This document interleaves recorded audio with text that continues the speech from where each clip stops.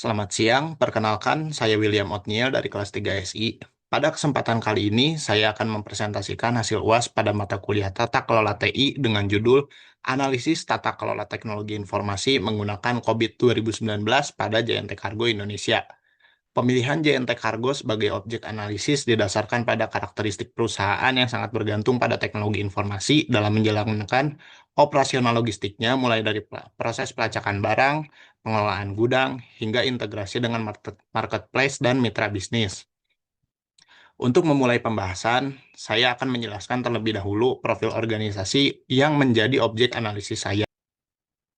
PT Global Jet Cargo atau JNT Cargo merupakan perusahaan yang bergerak di bidang logistik dan pengiriman barang, khususnya untuk pengiriman berat minimal 10 kg. Perusahaan melayani segmen B2B maupun B2C dan memanfaatkan teknologi informasi sebagai pendukung utama operasionalnya. Dari sisi organisasi, pengelolaan TI berada di bawah Head Divisi TI atau CIO yang mendukung operasional mulai dari kantor pusat hingga ke cabang. Dalam menjalankan bisnisnya, JNT Cargo menggunakan berbagai infrastruktur dari sistem informasi seperti Warehouse Management System atau WMS, e-tracking, Transportation Management System atau TMS, CRM, Mobile Courier Application, serta integrasi API dengan marketplace. Karena hampir seluruh proses bisnis bergantung pada sistem informasi tersebut, maka tata kelola TI menjadi aspek yang sangat penting agar layanan perusahaan tetap berjalan efektif, aman, dan selaras dengan tujuan bisnis. Setelah memahami profil perusahaan, selanjutnya saya akan menjelaskan berbagai permasalahan teknologi informasi yang berhasil diidentifikasi. Pada tahap identifikasi, ditemukan beberapa permasalahan yang dikelompokkan ke dalam beberapa kategori utama, yaitu operasional, keamanan, manajemen, governance, layanan TI, dan risiko.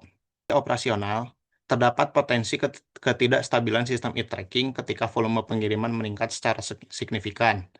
Kondisi ini dapat menyebabkan pelanggan kesulitan memantau status pengiriman barang.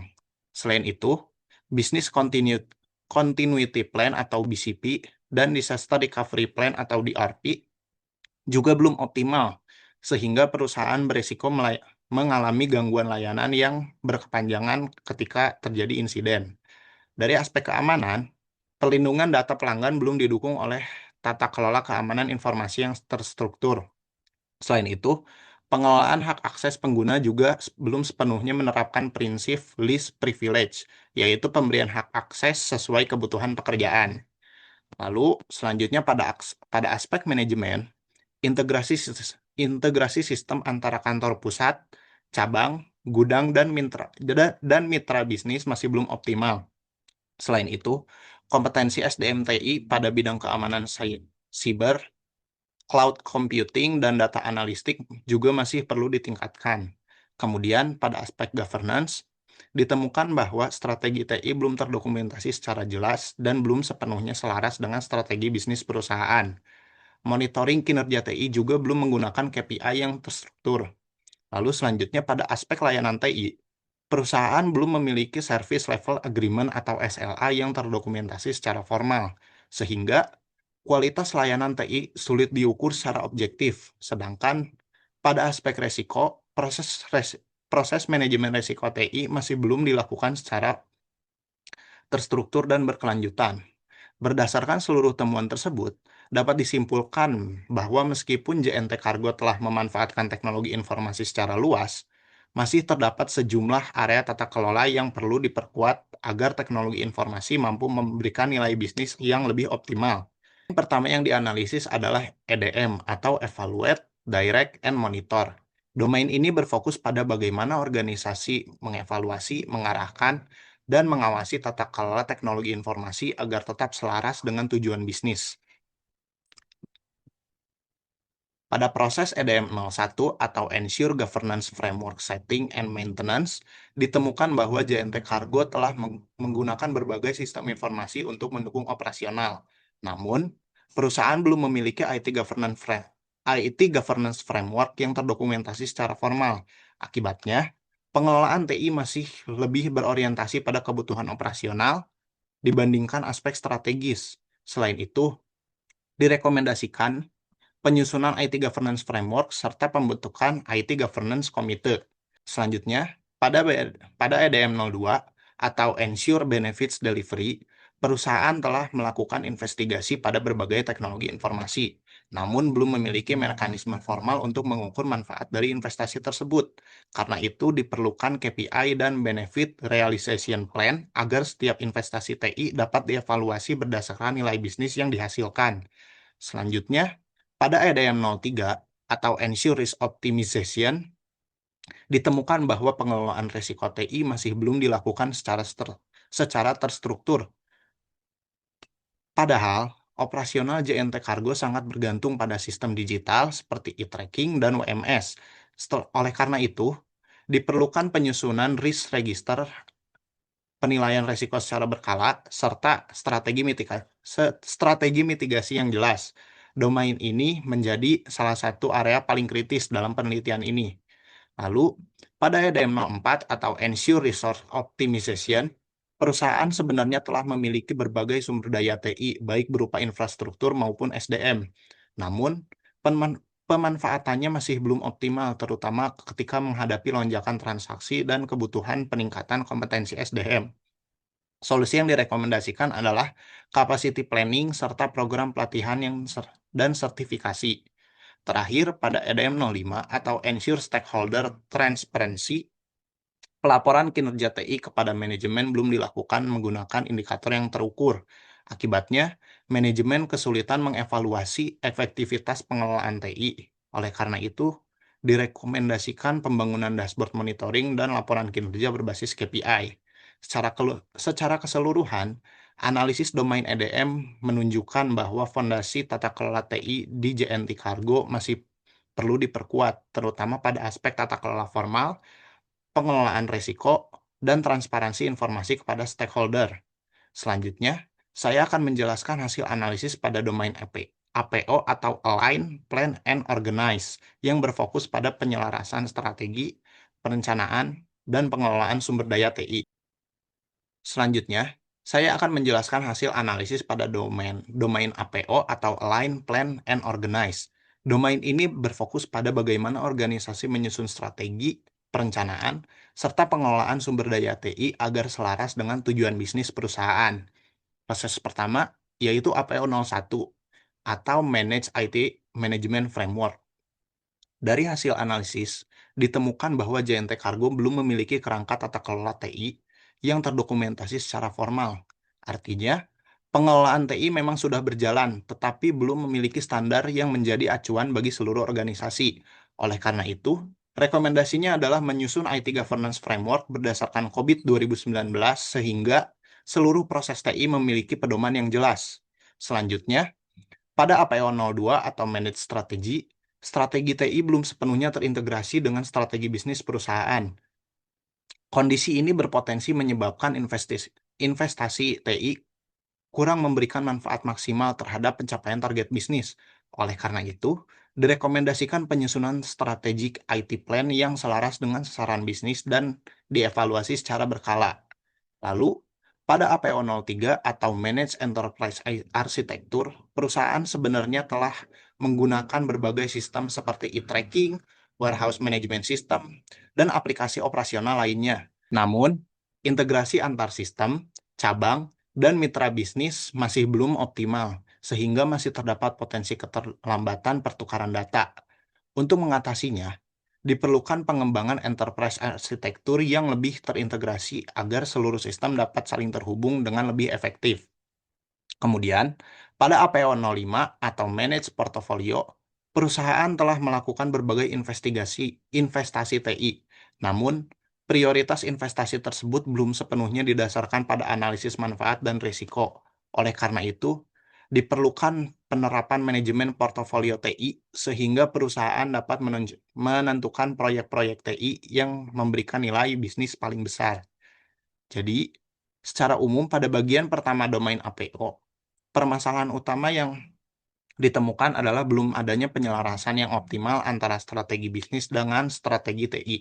serta belum adanya kerangka tata kelola TI yang belum ter, yang terdokumentasi dengan baik. Selanjutnya, saya akan menjelaskan lanjutan domain APO yang lebih berfokus pada pengelolaan SDM, layanan TI, resiko, dan keamanan informasi. Pada bagian kedua domain APO, terdapat 4 proses yang juga memiliki peran penting dalam tata kelola TI. Yang pertama adalah APO 07 atau Manage Human Resource. Hasil analisis menunjukkan bahwa kompetensi SDM TI masih perlu ditingkatkan, terutama dalam menghadapi perkembangan teknologi dan ancaman keamanan siber yang semakin kompleks.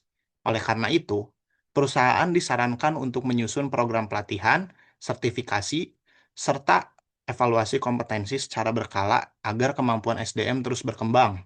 Selanjutnya, APO 09 atau Managed Service Agreement. Saat ini perusahaan belum memiliki Service Level Agreements atau SLA yang terdokumentasi secara formal.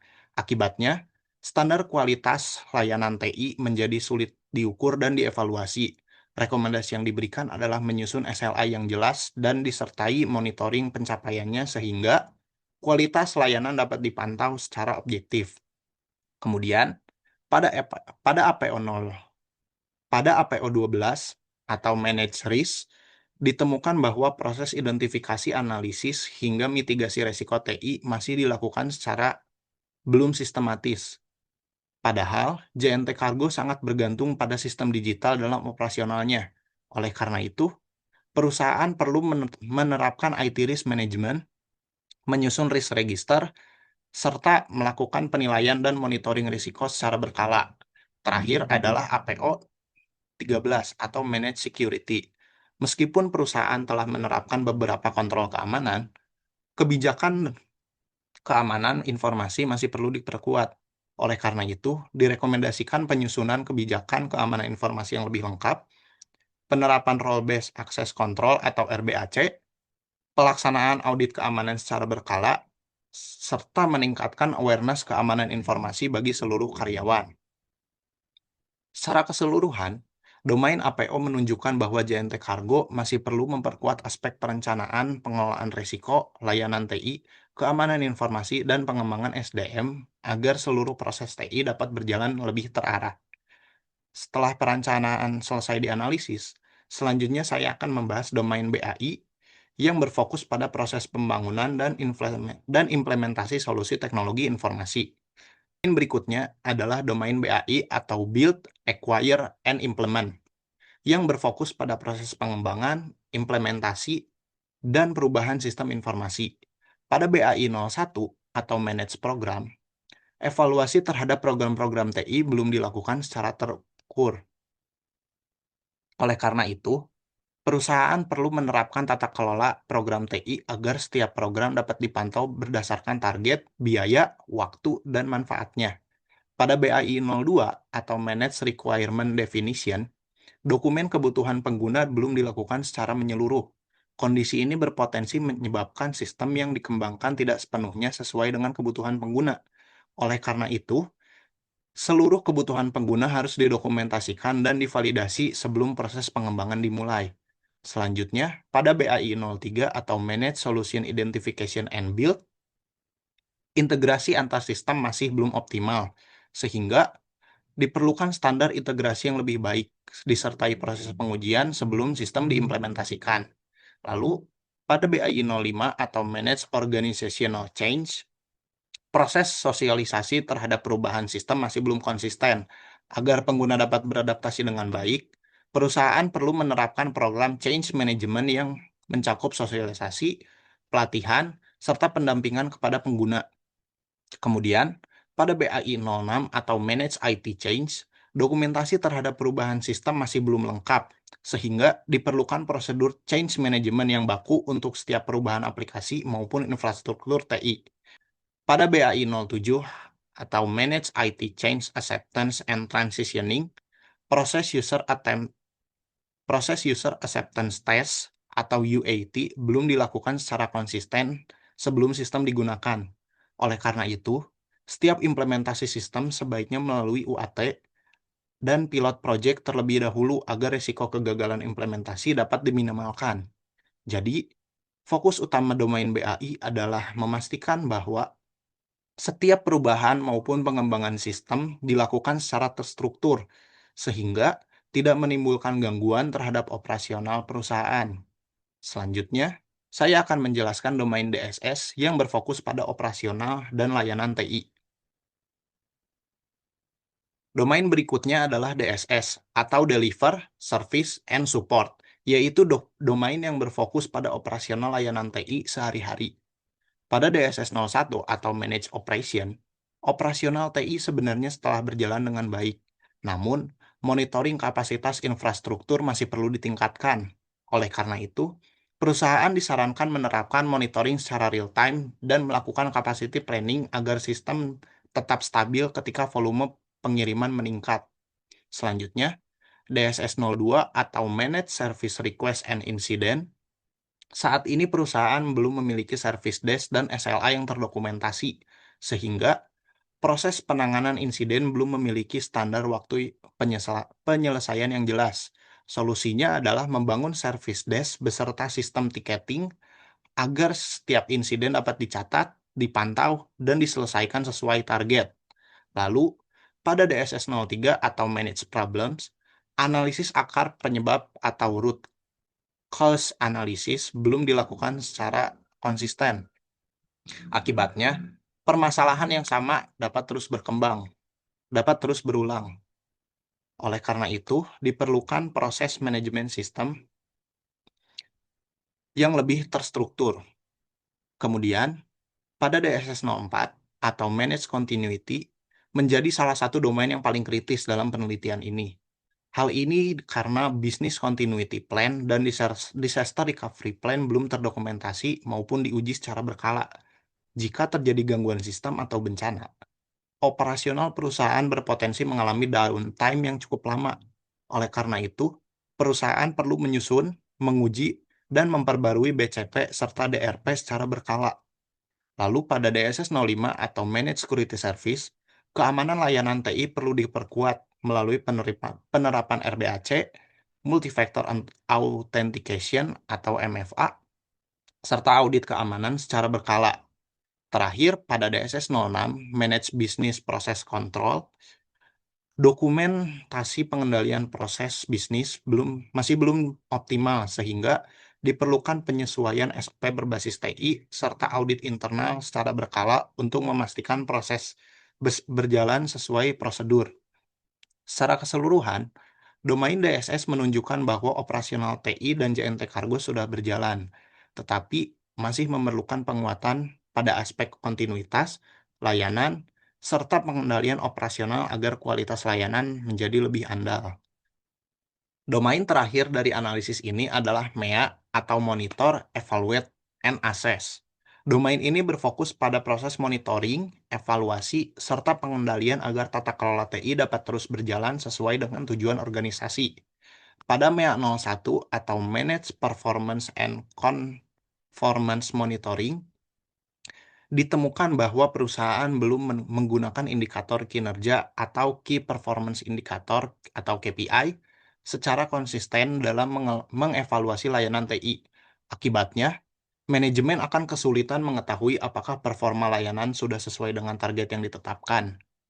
Oleh karena itu, rekomendasi yang diberikan adalah menetapkan KPI untuk setiap layanan TI serta membangun dashboard monitoring agar kinerja dapat dipantau secara berkala. Selanjutnya, pada MEA 02 atau Managed System of Internal Control, perusahaan sebenarnya sudah memiliki beberapa mekanisme pengendalian internal. Namun, dokumentasi dan evaluasi terhadap pengendalian tersebut masih belum dilakukan secara konsisten. Karena itu, perusahaan perlu memperkuat dokumentasi kontrol internal serta melaksanakan audit TI secara berkala agar efektivitas pengendalian dapat terus terjaga. Kemudian, pada MEA 03 atau Manage Compliance with External Requirements, monitoring terhadap kepatuhan terhadap regulasi masih belum terdokumentasi secara menyeluruh. Padahal, perusahaan logistik harus mematuhi berbagai aturan, terutama yang berkaitan dengan perlindungan data pelanggan dan keamanan informasi. Oleh karena itu, Direkomendasikan penyusunan kebijakan kepatuhan yang terdokumentasi serta pelaksanaan audit kepatuhan secara berkala. Selanjutnya, slide ini menunjukkan hasil capability assessment, yaitu pengukuran tingkat capability tata kelola TI berdasarkan framework COVID-19. Berdasarkan hasil analisis, secara umum tata kelola TI JNT Cargo masih berada di level 1 atau perform proses. Artinya, sebagian besar proses sudah dijalankan dan mampu mendukung operasional perusahaan. Namun, pelaksanaannya masih belum terdokumentasi, belum memiliki standar yang baku, serta belum diterapkan secara konsisten di seluruh organisasi.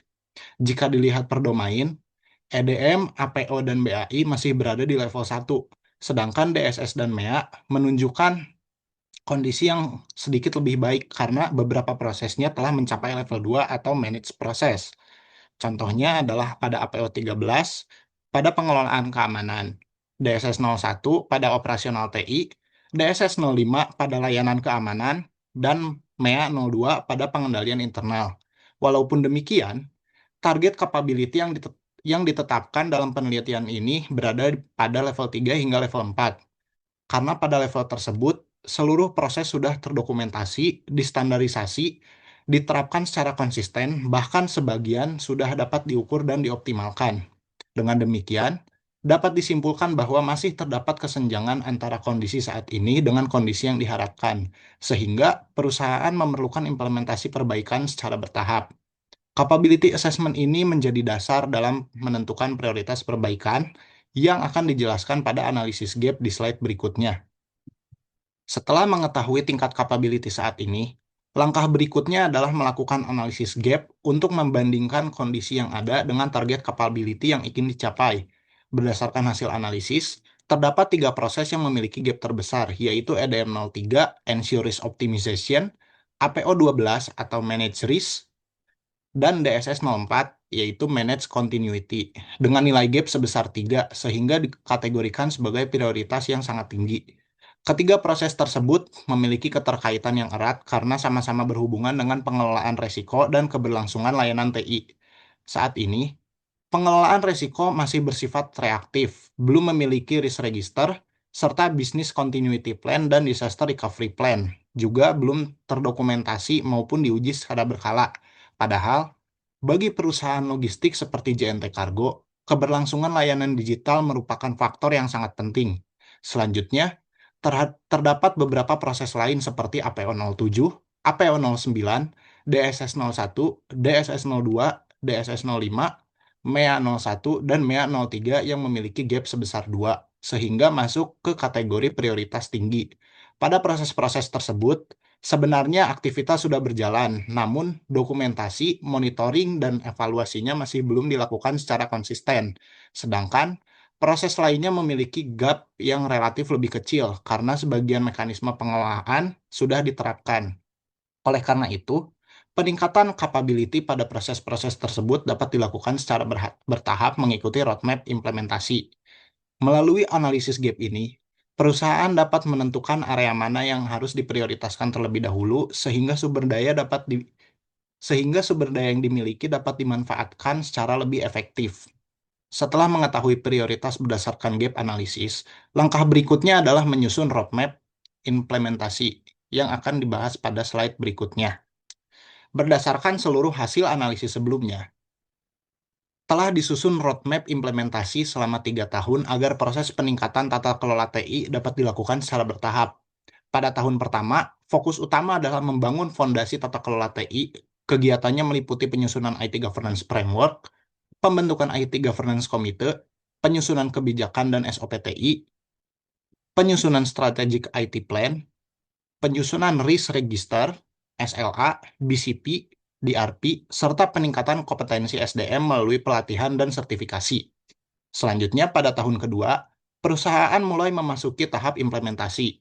Pada tahap ini, dilakukan penerapan framework tata kelola TI, implementasi manajemen risiko, pengembangan enterprise arsitektur, optimalisasi integrasi sistem e-tracking dengan warehouse management system atau WMS, penerapan service desk dan sistem ticketing, implementasi change management, penguatan keamanan melalui RBAC dan multi-factor authentication, serta pembangunan dashboard monitoring berbasis KPI. Lalu, selanjutnya pada tahun yang ketiga, fokus diarahkan pada monitoring dan continuous improvement. Kegiatan yang dilakukan meliputi audit tata kelola TI, audit keamanan informasi, evaluasi KPI dan SLA, pengujian BCP dan DRP secara berkala, penyempurnaan kebijakan dan SOP berdasarkan hasil evaluasi, serta penerapan program continuous improvement agar capability level dapat terus meningkat. Roadmap ini disusun secara bertahap karena peningkatan tata kelola TI tidak dapat dilakukan sekaligus. Perusahaan perlu membangun fondasi terlebih dahulu sebelum masuk ke tahap implementasi dan pada akhirnya melakukan evaluasi secara berkelanjutan. Melalui roadmap ini, diharapkan JNT Cargo dapat meningkatkan capability level secara bertahap hingga mencapai kondisi tata kelola TI yang lebih efektif, terstandarisasi, dan selaras dengan tujuan bisnis perusahaan. Selanjutnya, pada slide ini ditampilkan beberapa risiko utama yang berhasil diidentifikasi berdasarkan hasil analisis tata kelola TI di JNT Cargo Indonesia, beserta dampak dan usulan mitigasinya. Risiko pertama adalah gangguan pada sistem e-tracking, terutama ketika terjadi lonjakan volume pengiriman. Dampaknya, pelanggan akan mengalami keterlambatan dalam memperoleh informasi status paket, sehingga dapat menurunkan kepuasan terhadap layanan perusahaan. Untuk mengurangi risiko tersebut, direkomendasikan penerapan capacity planning dan monitoring infrastruktur secara real-time agar performa sistem tetap terjaga. Risiko berikutnya adalah kebocoran data pelanggan. Resiko ini dapat berdampak pada menurunnya kepercayaan pelanggan sekaligus menimbulkan potensi pelanggaran terhadap regulasi perlindungan data. Oleh karena itu, mitigasi yang diusulkan adalah penerapan Role-Based Access Control atau RBAC, Multi-Factor Authentication atau MFA, serta enskripsi data. Nah, selanjutnya, terdapat resiko serangan malware atau ransomware yang dapat mengganggu operasional perusahaan, bahkan menyebabkan data tidak dapat diakses.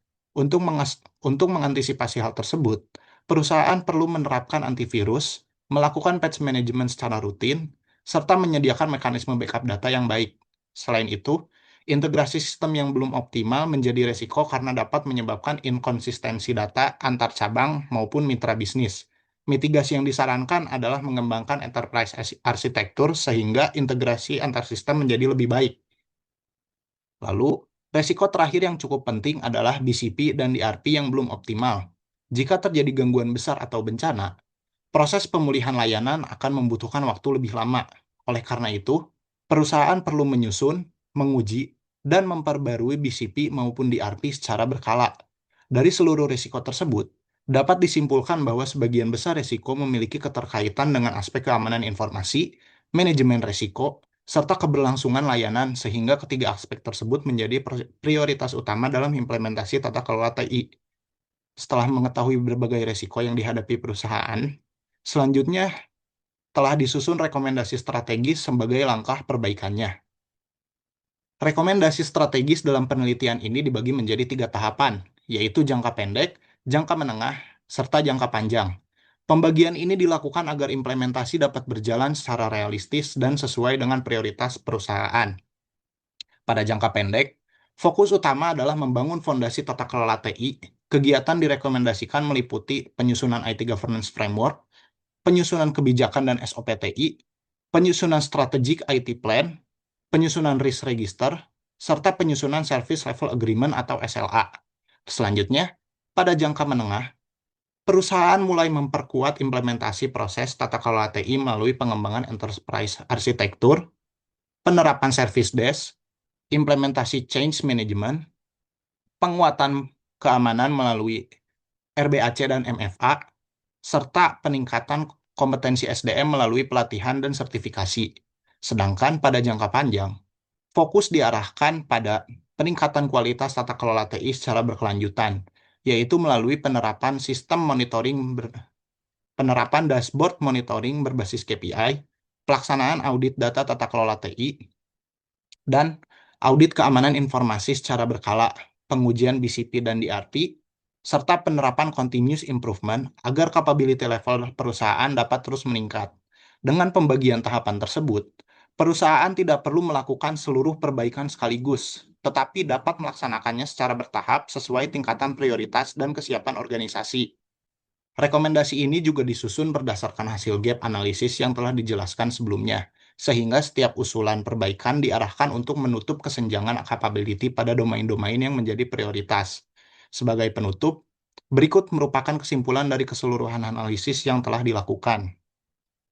Kesimpulan dari hasil analisis ini adalah berdasarkan keseluruhan hasil analisis, dapat disimpulkan bahwa tingkat kematangan tata kelola TI pada PT JNT Cargo Indonesia secara umum masih berada di level 1 atau perform proses, dengan beberapa proses telah mencapai level 2 atau manage proses.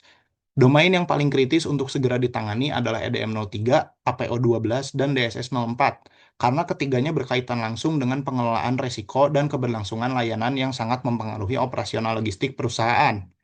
Prioritas implementasi diarahkan pada pembangunan fondasi tata kelola TI terlebih dahulu, sebelum dilanjutkan dengan penguatan layanan dan peningkatan capability secara bertahap. Secara keseluruhan, penerapan COVID 2019 diharapkan mampu meningkatkan efektivitas pengelolaan TI, memperkuat keamanan dan pengendalian informasi, mengurangi resiko operasional, serta mendukung pengambilan keputusan manajemen yang lebih terukur dan berorientasi pada tujuan bisnis perusahaan. Baik, mungkin sekian yang bisa saya sampaikan dari hasil analisis saya pada kali ini. Untuk salah katanya saya memohon maaf dan atas perhatiannya saya ucapkan terima kasih.